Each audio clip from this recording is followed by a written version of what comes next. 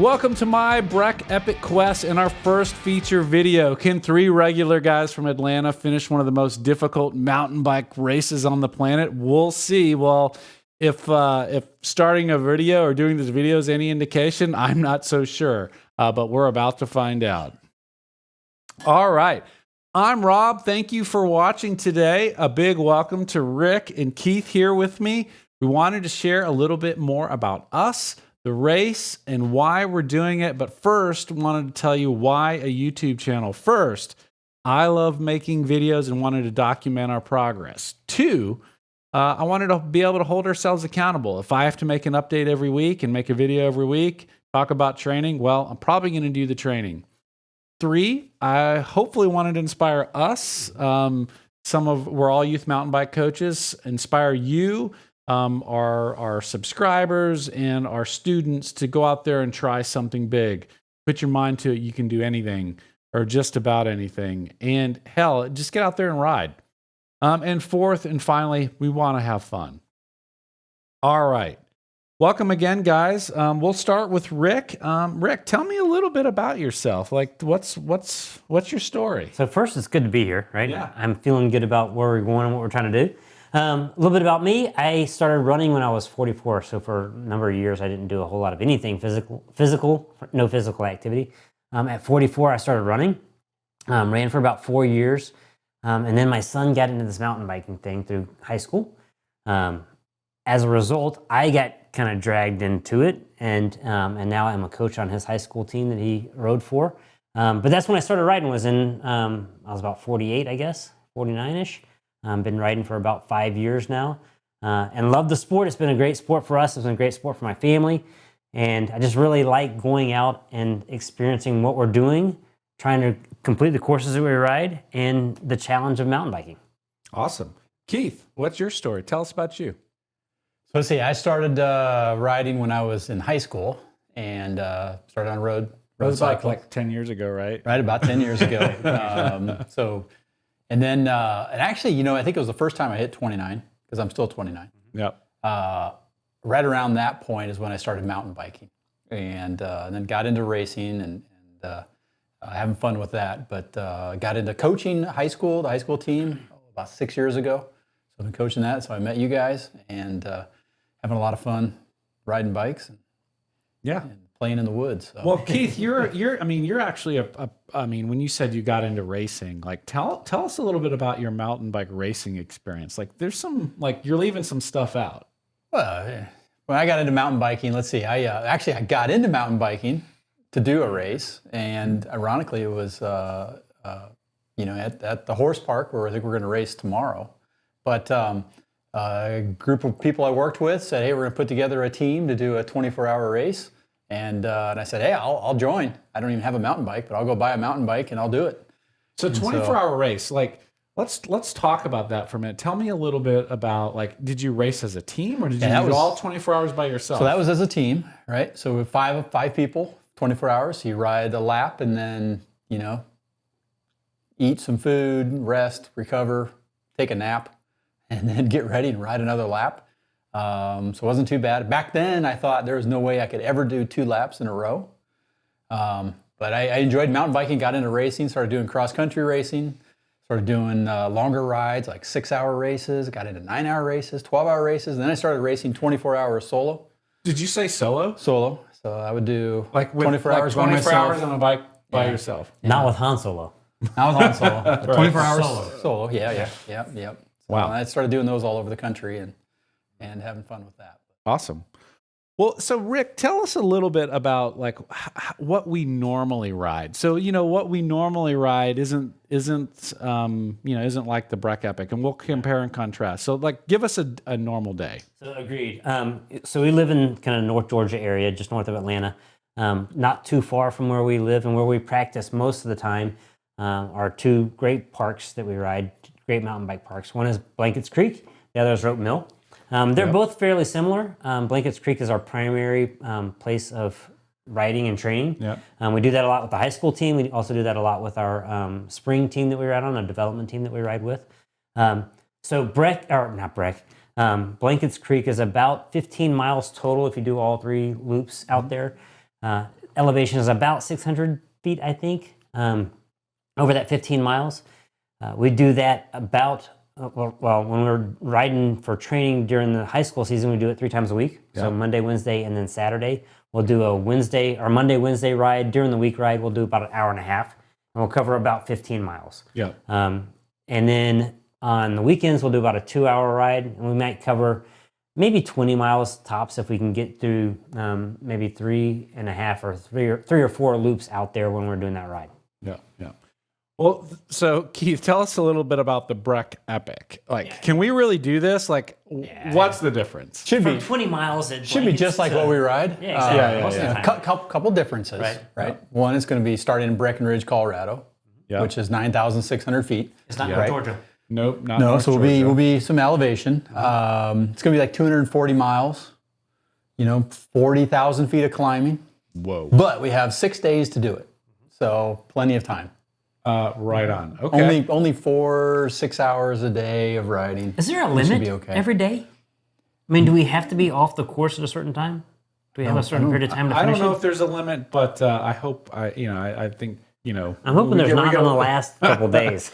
Right on. So this is actually from the Breck Epic website. I'll put the link in the notes for the video. So here we go. The Epic is composed of 6 big backcountry loops, each between 35 and 50 miles long. The event is unique in that it employs a cloverleaf format. Each loop starts and finishes within a mile of downtown Breckenridge and utilizes the sprawling network of trails in both Summit and Park counties. When mapping out the courses, we asked ourselves, what big rides would we want to tackle if we had most of the day to slaughter with 6, in my case 2, of our best friends? The answer lies before you. The 6 stages that compose the Epic are a well-rounded rider's dream. Long, rhythmic climbs followed by endless descents that make your smile muscles hurt. So we'll do a future video on race logistics and how we're going to get from Atlanta to Breck. But in the meantime, why did we decide to do this race, and whose idea was it? It was your idea, dude. Seriously, right? I mean, we were hanging out and we were riding, and I kept hearing as we were actually training for our high school team, and Keith and I were riding. It's like, hey man, we should do this Breck Epic thing. I've got a place we can go stay. We should go do that. What do you think? What do you think? What do you think? And then we'd get back the next day and we'd do the same thing over again. He's like, hey, let's go do this Breck Epic thing.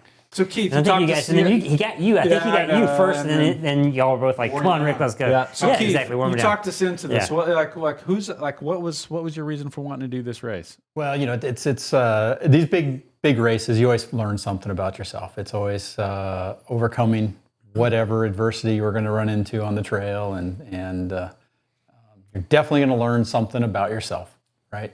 And muscling through that, literally. Yeah, right.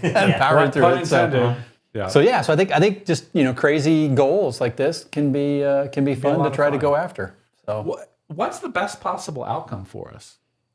well, I think we finish Yeah, alive, alive. That's finish and no injuries. I think. and no That's how I injuries would do be it. good. That Yep. no injuries, be able to come home. Yep. That's definitely Yep. Rick, what's the worst? What do you think? What's the worst outcome? Dude, if any of us get hurt, right? I mean, that would be the worst outcome, right? So if I finish this thing by myself because the 2 of you get hurt, that would be terrible, Yeah. right? Yeah. Bragging rights for me, but it'd be terrible for you guys, right? Right. What's the biggest obstacle we're going to have to overcome? Well, I think being at altitude is going to be a challenge, right? So that'll be a pretty big obstacle. I would agree. Joe and I did nationals out in Winter Park twice, 2 years in a row, right? That's about the same elevation. About the same elevation, and altitude it's significant, and it plays a big factor in just basically walking, right? I mean, walking up and down stairs or walking up and down the mountain, or whatever the case may be, right? It plays a big effect in just being able to get through it. So I think the fact that we have that elevation Right. for 6 days Coming from Georgia. on a mountain bike Yep. is going to be difficult for us. Yeah. So, Keith, what are we going to have to do to overcome that obstacle? Well, there's a couple options, right? We could just move out there now. Yeah. and go. and acclimate. Right? I'm in. I'm in. And start acclimating now. But assuming we're going to stay in Georgia, Right. The way I look at it is if I can increase fitness to a point where we're going to have some diminished fitness and some issues with the with the altitude, but the better fitness that we have going into it should help us be able to overcome that. And one of the things that we've talked about too along the way is that we're not going out there to win the race, right? We want to go out there and finish the race, right?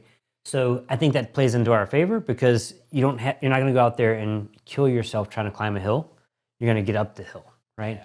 And as you get up the hill, then that makes the downhill portion of that easier for you because you're not gassed. Yeah, I mean that's a good point. Like I've heard like these are long sustained downhills, so we're going to need a lot of strength too. Even for the downhills are going to be difficult in a lot of ways. Yeah, what they say about make your smile muscles hurt, right? Yeah, it's going to make all the muscles hurt. Exactly, it's going to make all the muscles hurt. Yeah. What other skills do we need to have that we don't have now? Well, we need to learn how to do backflips. No. I don't think so. Like what? Seriously, what other finish, right? What other skills do we have? That we don't need to if you can't do a backflip in your video on YouTube, then that's not. Now, what other skills do we need? I don't know. So I would say that I think we have to be able to take care of ourselves and our bikes along the way, right? Because we're going to have some issues with our bikes, right? Yeah. We're going to have some issues with ourselves. Hopefully nothing drastic along the way, but we got to be prepared for those things. Flat tires, broken chains, those things. You got to be able to fix those things on the course while you're riding, on the fly, and still finish the course, right? Hopefully those are the worst of the things that happen to us. Yeah. But you got to be able to adapt and be prepared for those things as you're going along. Yeah. Well, we'll be doing another video about race logistics, and I do all the maintenance on my own bikes, and my bike's never going to die. I build wheels. I've learned how to do that. So, like, I think I'm going to bring extra set of wheels for us, and like extra tires and all the things. So I think in terms of maintenance, I'm less worried about that, and less worried about us. You bring the wheels on the trail. Not on the trail. But like if we have to walk out for a day, it's not going to keep us from riding the next day, which is why I've heard some stories of that actually happening. Who's going to help us? Well, we have family. Family will support us, allow us to go ride, right, and train. Because at some point we're going to have to start training. Yep. We're doing a race tomorrow, right? We're doing a race tomorrow. Right? Who else? We're going to do a race. We got some friends that have built some training plans to help get in shape. They're actually coaches, right? Yeah. I mean, those guys are coaches. Yeah. They're going to help with our training plans. Yeah. Who's going to help us? So Caleb, one of our coaches on not only our high school team, but our development team. He's a young guy. He's smart. He knows what he's doing, right? And then Tracy, same thing. Right? So he's more of an older guy like us, but exactly. He's not a bad rider. Exactly. Yeah. So those guys are going to help us out with our training plans. And get us to the point where we're ready for that in August, right? I was talking to my brother the other day and telling him what we're going to do, and he said, "Man, you'll be ready for that. That's awesome. The training that you're going to do is going to put you on track for all of that." And I was like, "Yeah, I think you're right. However, it's going to be difficult, right? It's going to be a hard thing for us to accomplish between now and that time, right?" And he did say, you have until it's August, right? Middle of August, whenever the date is, right? Sometime in August. Yeah, but it's at altitude. It is, but it's January. Because you got 8 months. I was like, yeah, but it's January now, so that 8 months is going to go by like that, right? Will. And if we're not ready for it, if we haven't trained along the way, we're going to be hurting. Yep. Right. So all of our training is slightly different based on our personal preferences. Like for me, like I'm a swimmer, so I'm doing 3 days a week swimming. I'm doing some strength training, and then 5 days on the bike. I'm trying to get like 10 hours, if you watch the Sunday stats, you're going to try 10 hours a week on the bike and 10,000 feet of climbing. Rick, what about you? Like, what's your training plan? What are you thinking about? So a little bit of the same thing. I've started doing a lot of calisthenics in the morning, getting up and trying to work out, doing some core work, trying to get the core ready for this ride. I run. I'm a runner at heart. That's where I started out doing my athletic life, really was running before. So we'll do a lot of running along the way, and then also mountain biking. So I would love to be out 3 or 4 days a week on the bike. I have a really hard time getting on a trainer. It's difficult for me, just period. So the weather that we've had has limited my cycling. But as we get into warmer weather, I think we'll get out there a lot more often. I'll ride a lot more on the track. Keith, what about you? So like Rick, I try to avoid the trainer. It's no fun, Too man. many hours has been spent on the trainer, and mentally I try to skip that. So this year I actually have really focused on the calisthenics. So I doubled down on calisthenics.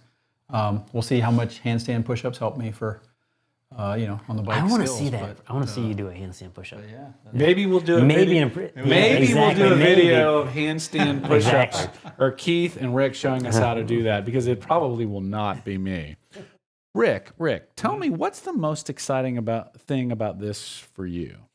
I really think it's about doing this with the two of you, right? I mean, it's the whole experience of this whole thing, right? So this video is kind of fun. It's exciting to me, right? Which is, it has nothing to do with mountain biking, zero, right? Right. But it's fun, right? On top of that, We're talking about mountain we are biking. talking about mountain biking, but it's you and I and Keith are going to go out and we're going to ride, and we're going to ride a lot, right? And in those rides, we get to talk a lot, right? And we talk about all kinds of different things, and we talk about all the training, life and family and training and whatever else, and it's just fun. That's fun to me because it's camaraderie along the way to this goal. Right. Keith, same question. Maybe we need to ride faster if you're talking the entire time. Maybe so. Keith, same question. I'm going to take that to heart. So we're not going to do Rick's training. No, we're not. No, we're not.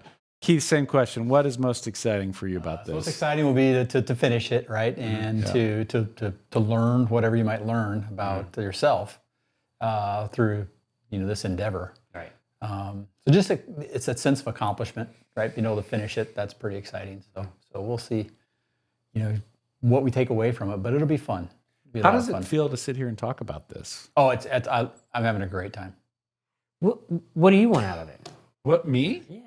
Well, I mean, I don't know. I like having the joy of the struggle, right? Having a purpose, having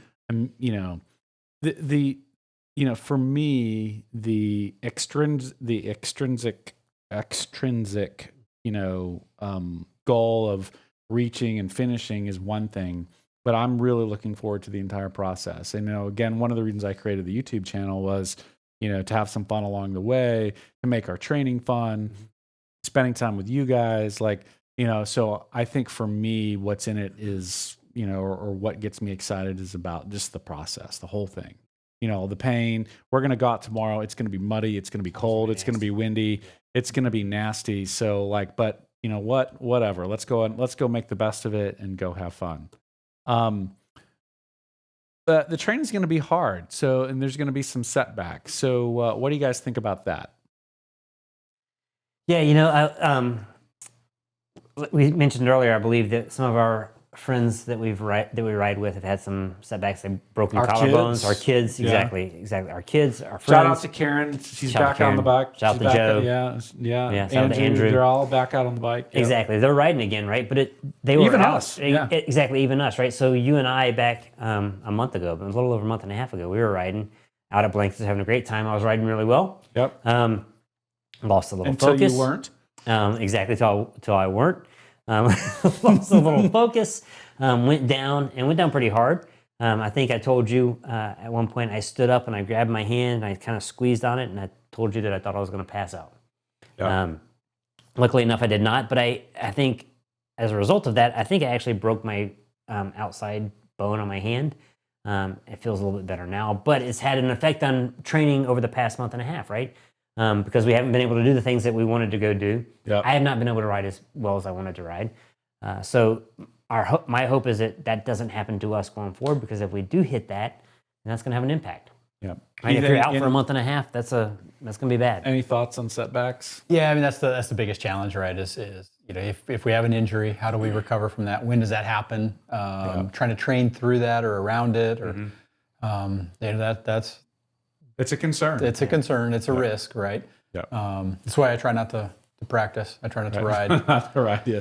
You don't ride. You don't crash. Skip all that. If you were on the trainer inside, you would never have that problem. Yeah, that's true. What's at stake? Well, I think if Rick didn't finish it, his reputation is at risk. After telling everybody on YouTube that he's going to be doing this. Right. Exactly. It's pride. Right? It's pride. Right. I never get on social media, so I wouldn't realize if people were But disappointed in me. it's all good. But your wife might. That's true. And she's related to you. That's true. Right on. Well, this is going to be a tough race, tough training. What's in it for us? What do we gain? Well, if we complete all 6 stages of the race, we get a belt buckle. A belt buckle. That's And amazing. after all the weight I've lost in prep for this You're gonna need race, it. I need it. Yeah. So that's What pretty about big. you, Rick? What's in it for you? I think we get the ability to tell our kids that we coach that just suck it up. You can cut that out. But I as think a- we can put that in. We can leave that in. I think We're what you gonna get leave that in. if we accomplish this, right, then I think this is, we've learned something about ourselves, right? We've struggled through 6 days of 35 to 50 miles a day, right? So 250 total miles. That's not chicken scratch. No. Right? That's Like I do a race like this. This will be the third year I do the race. It's called the Southern Cross, and I had a mechanical the first year. Although I did finish, I didn't quite finish last year. I missed like the last 4 miles. I had a blowout actually on pavement coming back around, and had to throw in the towel because I gave my tube to a junior rider the weekend before on the pre-ride. But anyways, it's about 50 miles. It's about 5,000 to 6,000 feet of climbing. It's similar in terms of effort, I think, to maybe one day of the Breck. So like, it's like doing 6 Southern Crosses in the row is how I think about the Breck. Some days a little longer, maybe some days a little shorter, but still a big race. Anyways, so what happens next in our story? I think we train, right? We're definitely going to train, Yeah. and really actively get at it. Yeah. I mean, if we don't, then like I said a minute ago, between now and August is now 7 months, right? It's going to get here quick, Yep. right? What else? What else did I forget? I think that's it. We got to start. We got to start practicing more. Yeah. Mm-hmm. Well, it's January. And, it's getting ready to be February. So Yep. I think we're going to Yep. get out there as soon as the We're weather going to start starts to riding break a more. little bit. So we'll get outside. That'll be good. It is January and I got to get Workout. off the couch. Yeah. get off the couch. Yeah. Well, I haven't been on the couch, but I probably need to swim more and ride more as I have been. I think all of that is, it's about holding each of us accountable for doing Yeah. this, right? Because honestly, I think the worst thing that would happen, you asked a question earlier, but I think one of the things that would be disappointing is if we get there and one of us isn't ready. Physically Right, prepared. physically like ready, we right? didn't do the work. And then we go that's out there just and dumb. Keith hangs out in his house the whole time while you and I go ride. That wouldn't Yeah. be fun, right? That Because would- that's not the point of going Right. out there and doing this, right? It's about us. For you or me? Right. For- I agree. You and I have some house building things we need to talk about, yeah, and we're going to yeah. save it all up for August. I agree. I think just us making sure that we meet our commitments Right, and hold exactly, each other right, accountable. exactly. We do that, I think we'll be all right. And to me, we do that, that's success. So, but we're going to give it one hell of a try to get out there. Well, anything else, guys? Man, here's to us. Here's to Cheers. us. Cheers. Well, thank you for supporting us. Please like and subscribe. I encourage you to leave questions, comments, whatever below. We'd love to hear from you and get ideas for videos in the future. And what else you'd like to see on this channel. So thank you very much. Have a great one. And whatever you do, just get out there and ride. Cheers. You guys have a great day.